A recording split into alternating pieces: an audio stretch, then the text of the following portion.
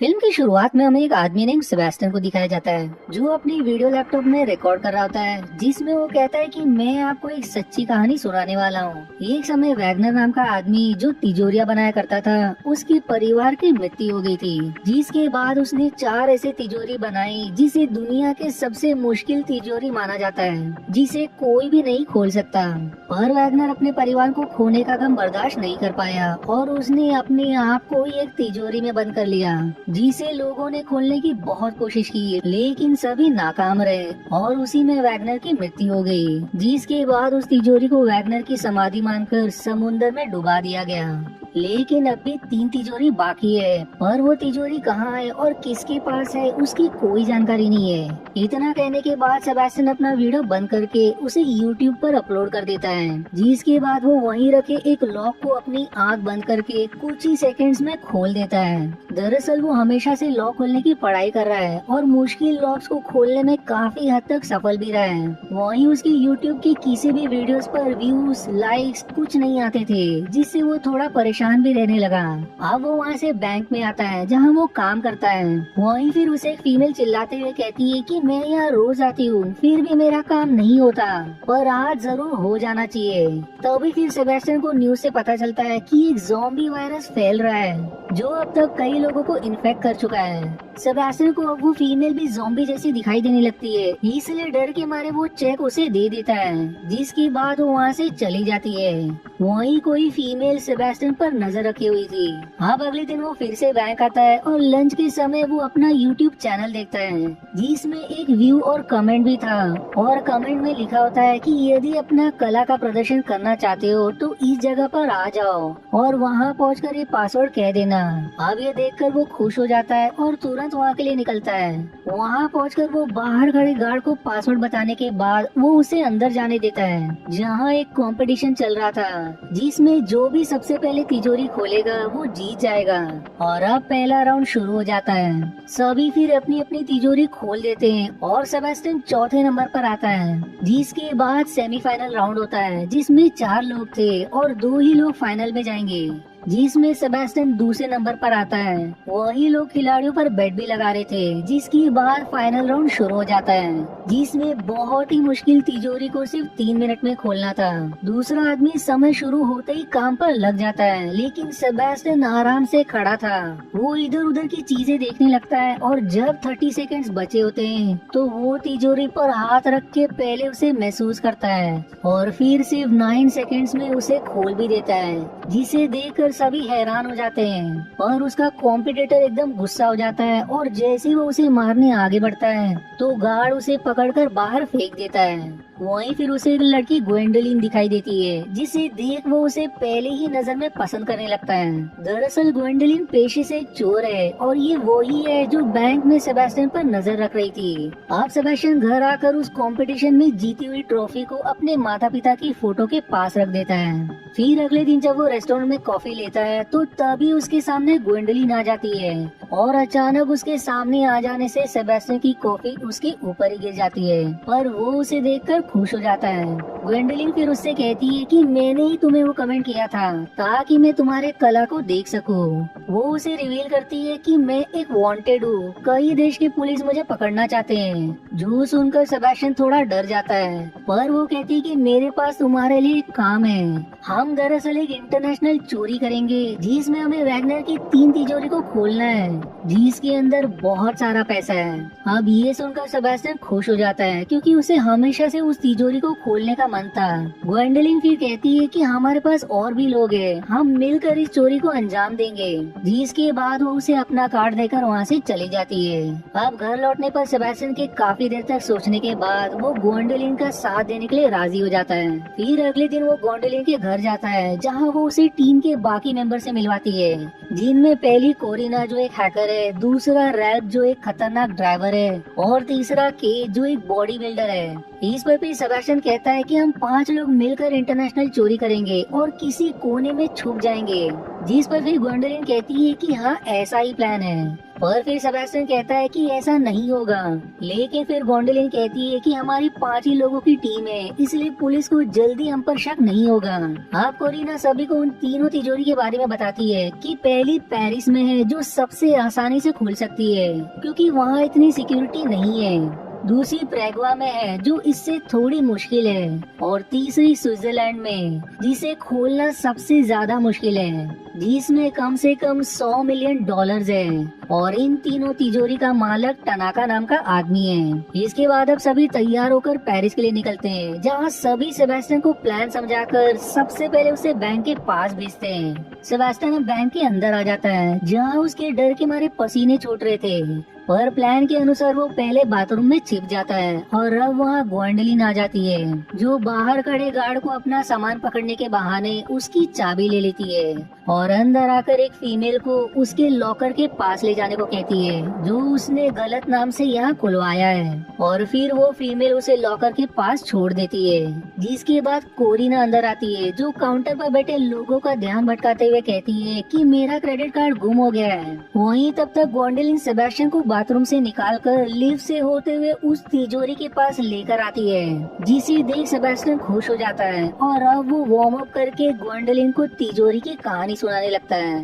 पर वो उसे पहली तिजोरी खोलने को कहती है जिसके बाद वो एक म्यूजिक बजाकर तिजोरी खोलने की कोशिश करता है जिसमें दरअसल 3 लॉक लगे थे और वो लॉक की आवाज सुनते हुए पहले लॉक को खोल देता है और ऐसा ही करते हुए वो तीनों लॉक को खोलकर तिजोरी का दरवाजा हटाता है जिसे देख दोनों भी खुश हो जाते हैं कि उन्होंने वैगनर की पहली तिजोरी को खोल लिया।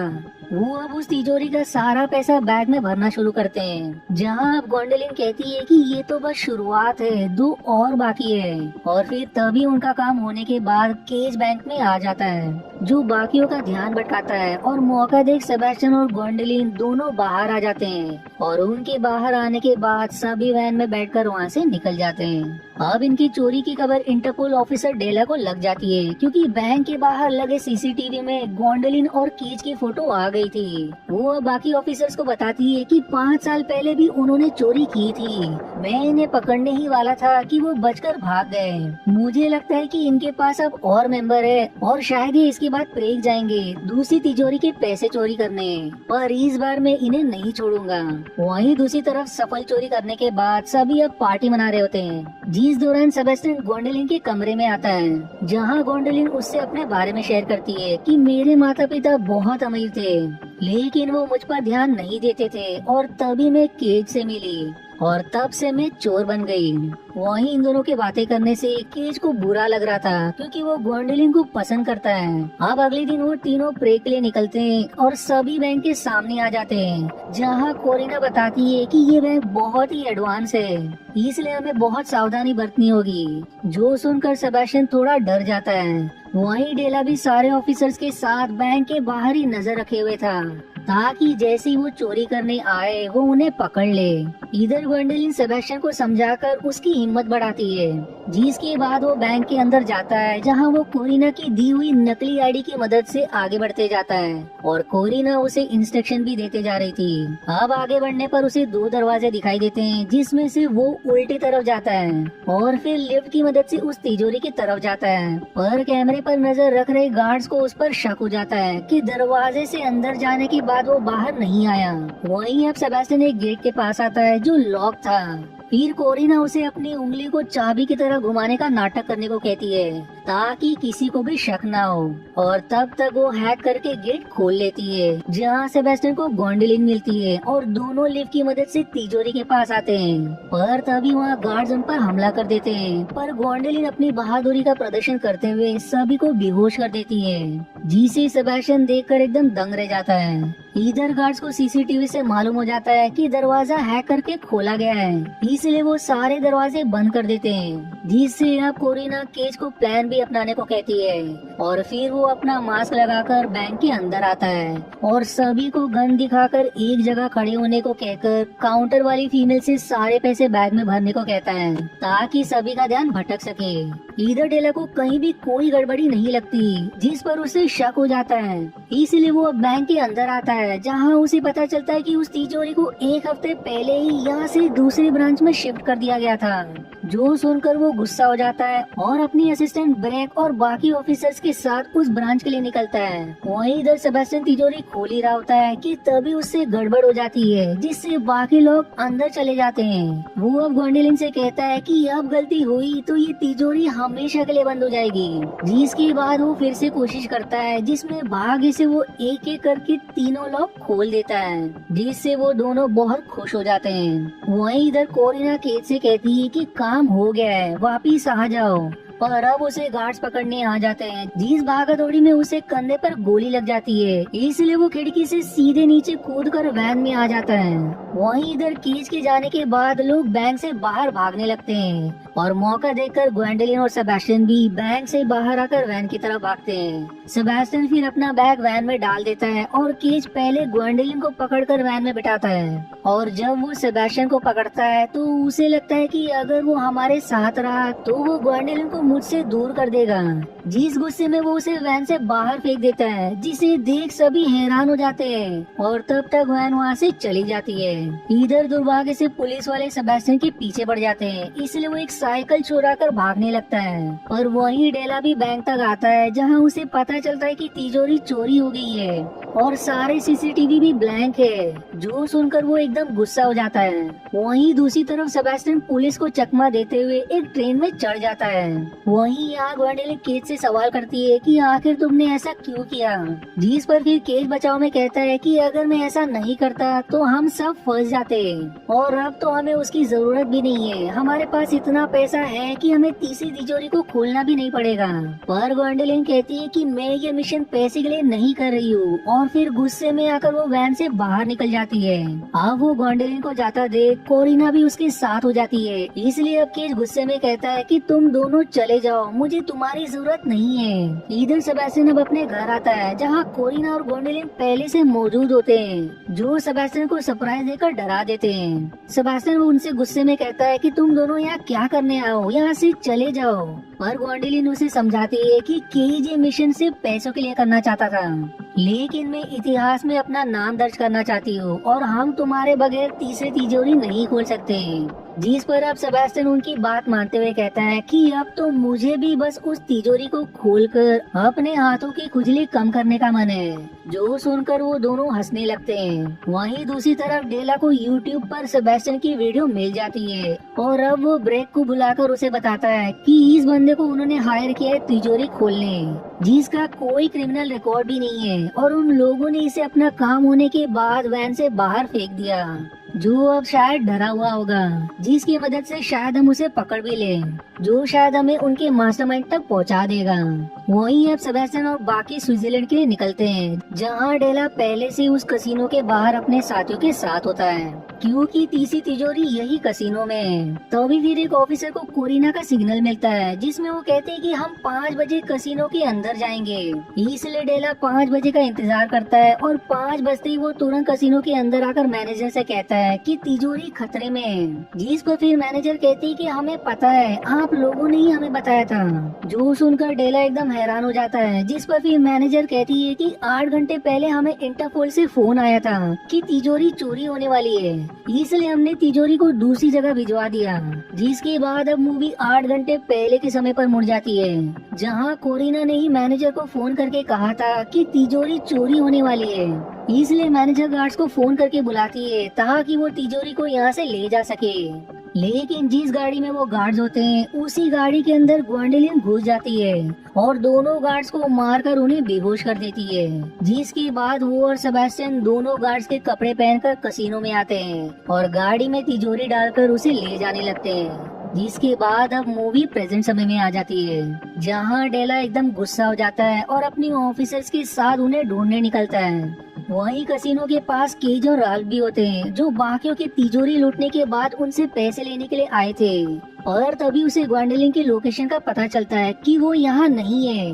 वहीं कोरिना को भी मालूम हो जाता है कि केज अब ग्वेंडोलिन के पास जा रहा है, जो वहीं कसिनो के पास ही थी, इसलिए वो केज के पास आ रही होती है। लेकिन तब तक वो दोनों वहाँ से भाग जाते हैं और दुर्भाग्य से डेला कोरिना को पकड़ लेता है। पर समय रहते वो ग्वेंडोलिन को मैसेज करके बता देती है कि केज और बाकी तुम्हारे पीछे आ रहे हैं, जिसके बाद वो अपना फोन तोड़ देती है। डेला अब उसे धमकाते हुए उससे पूछता है कि बाकी लोग कहाँ हैं, जिस पर ब्रेक उसे रोककर कोरिना से शांति से कहता है कि हमें उनका पता बता दो, हम तुमसे वादा करते हैं कि तुम्हारे भाई की हमेशा रक्षा करेंगे।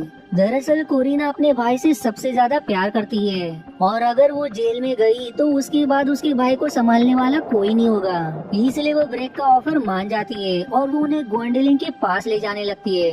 वहीं इधर ग्वेंडोलिन गाड़ी चला रही होती है और पीछे सेबेस्टियन तिजोरी खोलने की कोशिश कर रहा होता है, जिसमें 7 लॉक लगे थे। वो फिर म्यूजिक चालू करता है और उसे खोलने की कोशिश करता है, जिसमें से अब तक वो 6 लॉक खोलने में सफल हो जाता है। पर तभी ग्वेंडोलिन आगे रास्ते के अनुसार गाड़ी को तेजी से घुमा देती है, जिससे वो गिर जाता है। पर फिर से कोशिश करके वो पूरे लॉक को खोलकर तिजोरी खोल लेता है, जिससे अब दोनों की खुशी का ठिकाना नहीं रहता, क्योंकि वो 3 सबसे मुश्किल तिजोरी को खोलने में सफल रहे।